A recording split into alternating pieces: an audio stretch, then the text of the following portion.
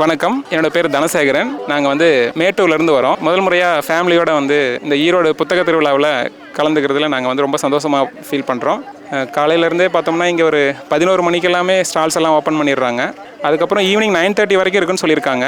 இங்கே பார்த்தீங்கன்னா 200க்கும் மேற்பட்ட ஸ்டால்ஸ் இருக்குது. குழந்தைங்களுக்கு தேவையான கலெக்ஷன்ஸ் வாங்கலாம் நாங்கள் வந்திருந்தோம்.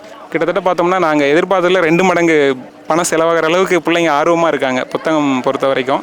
எங்களோட விருப்பம் என்ன அப்படின்னு பார்த்தோம்னா, எங்கள் பிள்ளைங்க ஏதாவது புத்தகம் படித்து பழகணும், அதுக்கப்புறம் அதை அவங்களோட அடுத்த தலைமுறை கொண்டு போய் சேர்க்கணும் அப்படிங்கிறத நோக்கமாக வச்சு தான் நாங்கள் இந்த முதல் முறையாக இந்த நிகழ்வுக்கு வந்திருக்கோம். இதில் முக்கியமான விஷயம் என்னென்னா, இன்றைக்கி இந்த ஆன்லைன் மீடியா வந்ததுலேருந்து பிள்ளைங்க ஃபோனு, அதுக்கப்புறம் பார்த்திங்கன்னா டிவி, இந்த மாதிரி விஷயங்களில் அவங்க கற்றலோட அதாவது படிக்கிறது மற்ற விஷயங்கள்லாம் ஃபாலோ பண்ணுறாங்க.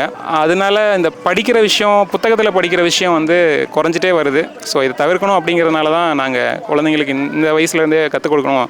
என் பையன் 10th படிக்கிறான், பாப்பா 4th படிக்கிறான். நான் 10th படிக்கிற வயசில் இங்கே கூட்டிகிட்டு வரணுமா அப்படின்னு யோசிப்பாங்க நிறைய பேரண்ட்ஸு. பட் அவசியமாக இருக்குது இன்றைக்கி இருக்கிற காலச்சூழலில். குழந்தைங்களுக்கான கலெக்ஷன்ஸ் மாதிரி வாங்கியிருந்தோம். அப்புறம் பார்த்திங்கன்னா அந்த சிறு சிறு கதைகளாக இருக்கிற மாதிரி சொல்கிறதுக்காகவும் அவங்க இல்லத்தரசி அவங்களுக்கு தேவையான புத்தகங்கள் வாங்கிட்டாங்க. நான் இந்த கிரைம் நாவல்ஸ் படிக்கலாம் அப்படிங்கிற ஐடியாவில் கொஞ்சம் ராஜேஷ்குமாரோட கலெக்ஷன்ஸ் கொஞ்சம் வாங்கியிருக்கேன். நன்றிங்க.